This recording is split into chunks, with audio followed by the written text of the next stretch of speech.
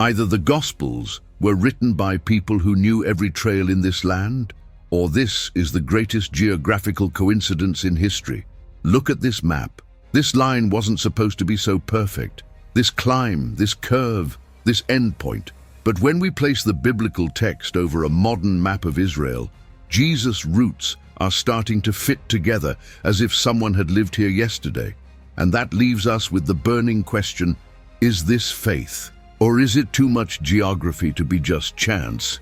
Because what are you seeing now? It's just one of 11 roots of Jesus that still exist today. And when I show you the complete drawing, it will be difficult to go back to reading the Gospels in the same way. Imagine opening a map of Israel today and zooming into the north. You see an elongated blue lake surrounded by mountains. That's the Sea of Galilee. Now, right above this lake, you mark 3 points: Capernaum, Chorazin, and Bethsaida. When you connect these 3 points, a small triangle appears that almost no one notices, but which holds one of the secrets of Jesus at roots. The Gospels show Jesus constantly entering and leaving these 3 cities. Capernaum becomes almost his base: synagogue, healing, teaching, fishermen called by name. Chorazin and Bethsaida appear as smaller villages, full of simple people, fishermen, ordinary families. Centuries later, archaeologists go there and find ruins of first-century synagogues and fishing villages.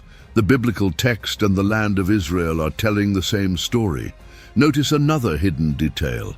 The distance between Capernaum, Chorazin, and Bethsaida is quite short.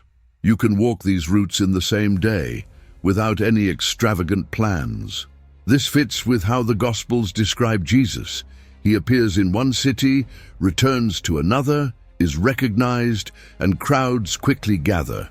No teleportation, no fantasy. Jesus' routes fit perfectly on the modern map. If you were to trace these 3 cities on a biblical map of Israel today, you would see Capernaum as the main point and Chorazin and Bethsaida as neighboring towns connected by ancient dirt roads. It's like someone who lives in one neighborhood, works in another, and attends church in a third, all nearby. And within this small triangle, 3 silent proofs already appear: real locations, logical distances, and archaeological evidence confirming the geography of the Bible. If a simple triangle on the edge of the lake already reveals so much coherence between the Bible and the map, what happens when Jesus leaves his small town, Nazareth, and strategically moves to a busy, bustling city called Capernaum? Imagine Nazareth on a map, a small town surrounded by hills with no major road passing through it. It's the kind of place that almost never makes headlines, you know? No big commerce, no famous highway. It's no wonder someone asks in the Gospel, can anything good come out of Nazareth? In the eyes of many, it was just another forgotten village in Galilee. Now look at Capernaum. It sits on the shore of the Sea of Galilee, very close to an ancient trade route called Via Maris, a road used by Romans, merchants, and pilgrims crossing the empire. In map terms, it's like living next to a major highway today. People from the north and south pass through there all the time. It's not just a small town by the lake, it's a strategic point. When the Gospels say that Jesus, he left Nazareth and went to live in Capernaum, this ceases to be just a minor detail. In the biblical map, it's a turning point. It moves from a discrete location to a crossroads of routes where Jews, Gentiles, soldiers, and merchants pass by every day. It's not just a change of address, it's a change of reach. It positions itself where the world passes by. If you've ever had to leave a quiet little town to live in a much busier place, you know how that changes everything. New rhythm, new people, new challenges. Proof 4 is here. The choice of Capernaum makes complete geographical, historical, and missionary sense. Jesus doesn't hide. He places himself exactly where news travels fast. But if Jesus' office is now a city on the shores of a lake, what is so special about this lake that it has become the setting for storms, dangerous crossings, and miracles that still intrigue those who look at a map of the Sea of Galilee. When you hear Sea of Galilee, it sounds enormous, like an endless ocean. But on a map, it's a large freshwater lake surrounded by mountains and valleys on all sides. If you look at topographic or satellite images, you can see several natural channels descending towards the water. They're like invisible wind tunnels, prepared for a rather unpleasant surprise for those in small boats. The Gospels recount several crossings of this lake. In the middle of the night, suddenly, the wind changes. High waves, a boat almost capsizing, experienced fishermen panicking. Jesus calms the storm, walks on the water, and crosses over to the region of the Gadarenes on the other side. At first glance, it seems like a dramatic story. But when you compare it to the shape of the lake and the mountains, the scene becomes frighteningly real. Anyone familiar with the region today can confirm. The Sea of Galilee is famous for its abrupt weather changes. The wind descends through the valleys, hits the water surface, and raises strong waves in a short time. For shallow wooden boats, like those from Jesus' time, this means real danger. In other words, the Bible describes exactly the type of storm this lake produces. It doesn't sound like a legend. It sounds like the experience of someone who knows the place. It's like that town where everyone knows, if the sky darkens over there, close the window because a storm is coming. In Galilee, the fishermen already had this kind of practical wisdom, and God chooses precisely this temperamental lake as the stage for miracles that mix fear, wind, water, and faith. Proof 5 is there. The behavior of the Sea of Galilee, on the map and in reality, matches every detail of the biblical accounts. But Jesus didn't just circle this mysterious lake. He also took a route that every Jew knew, leaving Galilee and going to Jerusalem. The question is, did he take the route everyone preferred, or did he choose to pass through the region that most avoided? Samaria. Imagine you are in Galilee and need to go to Jerusalem. On the map, two possible routes appear.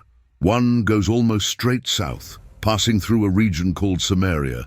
The other route curves, descends near the Jordan River, and only then ascends towards Jerusalem. Two routes, two paths, two different mentalities. The most religious Jews at the time of Jesus had a serious problem with the Samaritans. Therefore, many preferred the longer route, bypassing Samaria. It was like taking a huge detour just to avoid passing through a neighborhood they despised. The curious thing is that the Gospel of John says that it was necessary to pass through Samaria. In other words, he chooses precisely the path that most people avoided. In the middle of this direct route, he encounters a woman by a well during the hottest part of the day. A woman marked by a complicated history, whispered conversations, and sideways glances. On the map, it's just a point on the road. In her life, it's the place where everything changes. When you look at a map of Israel, this scene ceases to be abstract. It's a real stop on a real route between Galilee and Jerusalem. At other times, however, it seems that Jesus uses the route along the banks of the Jordan, along with several pilgrims. In other words, both roads existed and were used, exactly as the text suggests. Proof 6 is here.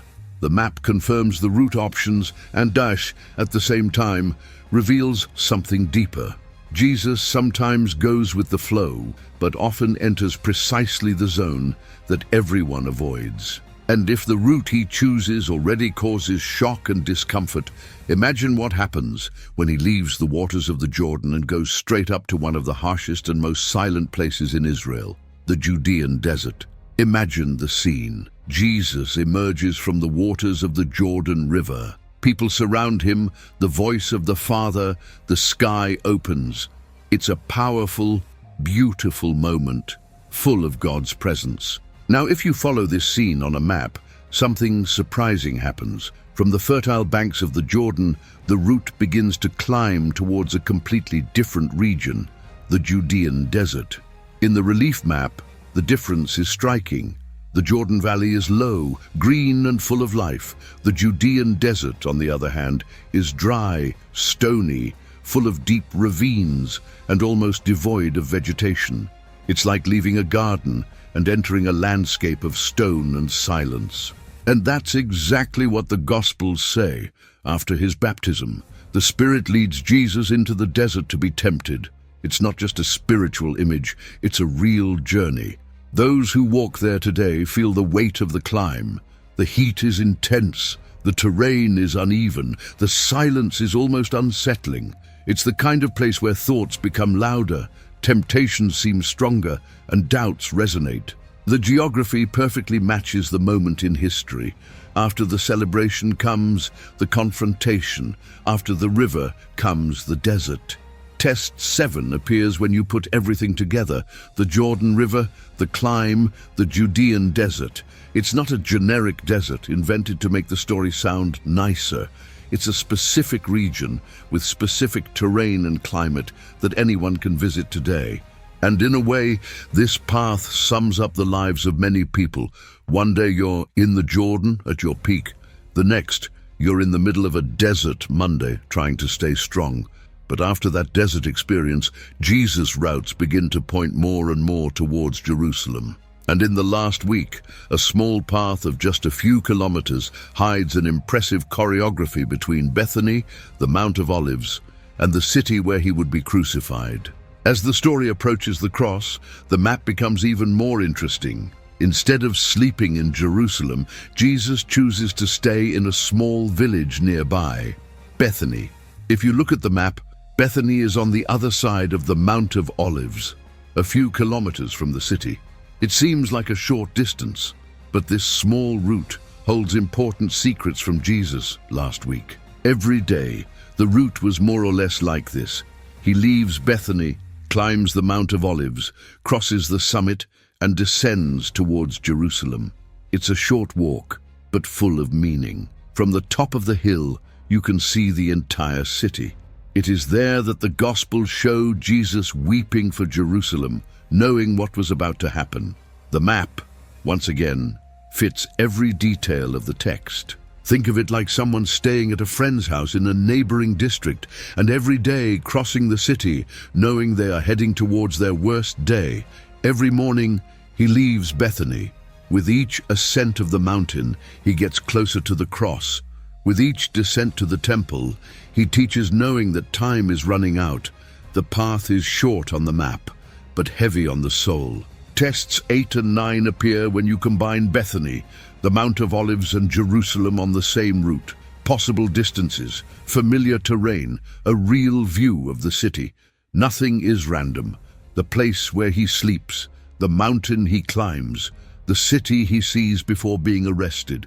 Everything fits with the geography of Israel and the spiritual intensity of the last week. And when he finally enters Jerusalem and is arrested, the map becomes even more tense.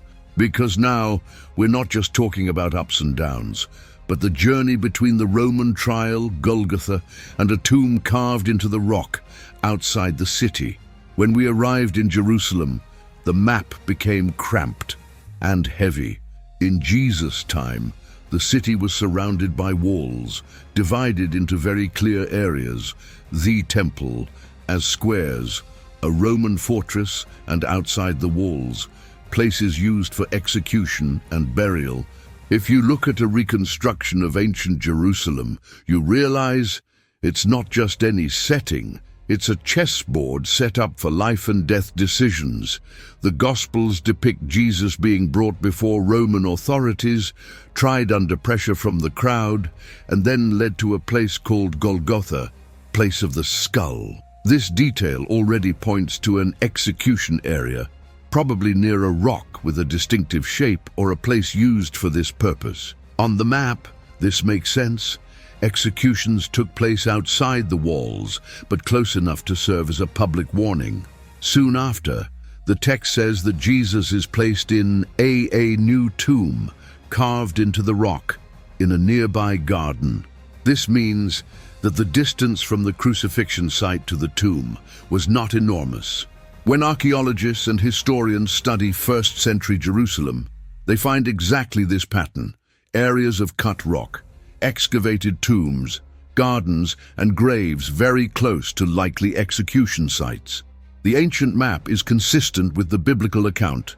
Proof 10 appears here: the geography of Roman Jerusalem, walls, power centers, places of death and burial, fits the details of the Gospels. There are debates about a few meters more, a few meters less, but the overall picture is too consistent to be an invention. Any pilgrim today can walk in a few hundred meters from the traditional site of the trial to the place remembered as Golgotha, and from there to a tomb carved into the rock. But even with all this intensity in Jerusalem, Jesus' roots weren't confined to the religious bubble of Israel. He also crossed into Gentile territories of Greek culture, in cities that many Jews avoided. And that's where a mysterious group of cities called the Decapolis comes in. If you zoom out a little on the map of Galilee and look towards the area around the Jordan River, something curious appears: an arc of cities, many of them with Greek names. This group is known as Decapole. The term 10 cities refers to the Greek cultural centers, resembling the Roman Empire rather than a Jewish village. For many at the time, it was considered complicated territory, somewhat impure, best avoided. The Gospels recount that Jesus crossed to the other side of the Sea of Galilee and arrived in the region of Gadarenes or Gerasenes. There, he finds a man utterly broken, living among graves, trapped by a heavy spiritual oppression. On the map, this region points precisely to the area of the Decapolis, on the east side of the lake and the Jordan River. In other words, he is no longer in comfortable territory. When you draw this route on a map, you see something powerful. Jesus leaves the Jewish shore of the lake and crosses into an area marked by Greek culture, by different customs, by practices that many religious people condemned from afar. It's like someone crossing the entire city to enter a neighborhood that most people prefer to criticize from a distance. He treads where almost no one wants to tread. Proof 11 lies in this silent journey. The map shows that the Decapolis existed precisely there, outside the main religious axis, and the Gospels place Jesus entering these territories on purpose. Jesus' roots don't just trace a geographical path, they reveal a heart that transcends cultural, spiritual, and social boundaries to reach precisely those who seemed furthest away. Now, if we zoom out even further and look at the entire map of Israel, all these routes, Galilee, Samaria, Judea, Jerusalem, Decapolis, begin to form a pattern. And perhaps this pattern reveals more about the heart of Jesus than we imagine. If we zoom out now and look at the entire map of Israel, something begins to emerge behind the names and routes. Up there, in Galilee, the small triangle of Capernaum, Chorazim, Bethsaida marks the beginning of everything: real cities, first-century synagogues, fishing villages exactly where the Bible says. 3 discrete but solid pieces of evidence that Jesus' roots were not born from imagination. A little further on, we see Nazareth, the small, almost forgotten town, and Capernaum on the edge of the trade route. Jesus' move from Nazareth to Capernaum is not just a detail, it's a strategic decision within the very geography of the Bible.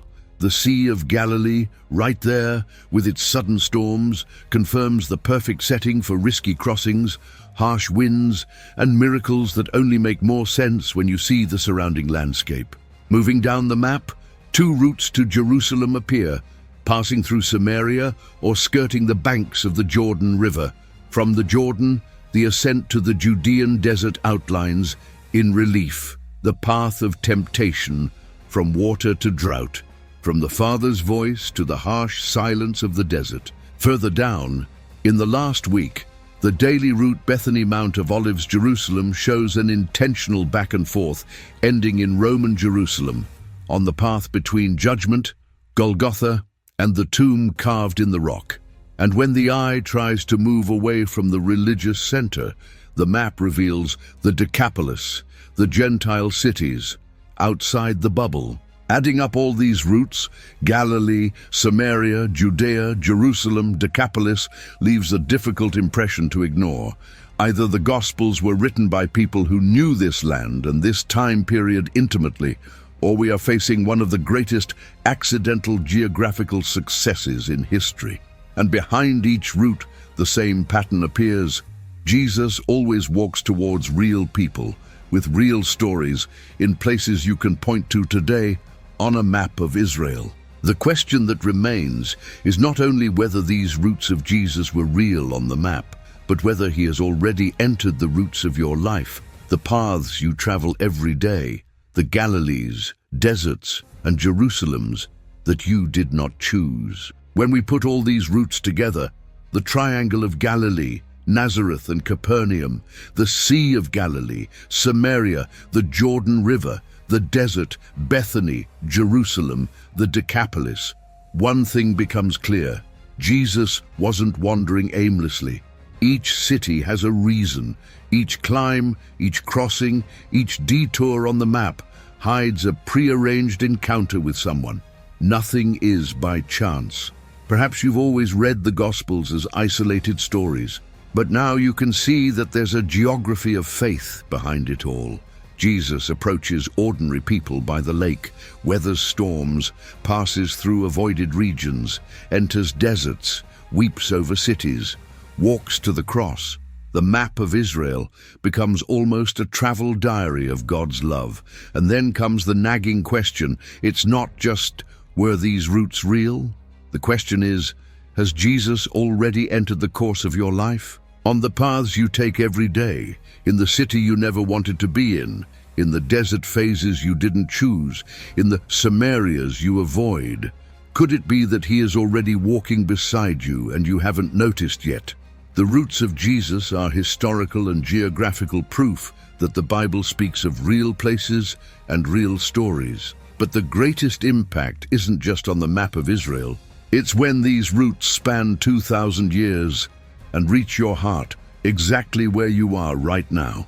If these routes taken by Jesus have already opened your eyes to the geography of the Bible, imagine what happens when we go even further back in time, to one of the most mysterious stories of all, Babel, a city that defied the heavens, vanished into the dust of history, and is now beginning to be rebuilt piece by piece, with what archaeology has found beneath the earth. That end screen a video will appear called What They Found in Babel, the Lost City, Revealed. It's like leaving the roads of Galilee and entering an ancient excavation where every brick, every inscription, every ruin seems to whisper, this wasn't just a legend. Click on this next video to continue the journey. If here we saw how Jesus' roots fit into the map of Israel, there you will see how the story of Babel connects with real discoveries, ancient documents, and a city that time has almost erased.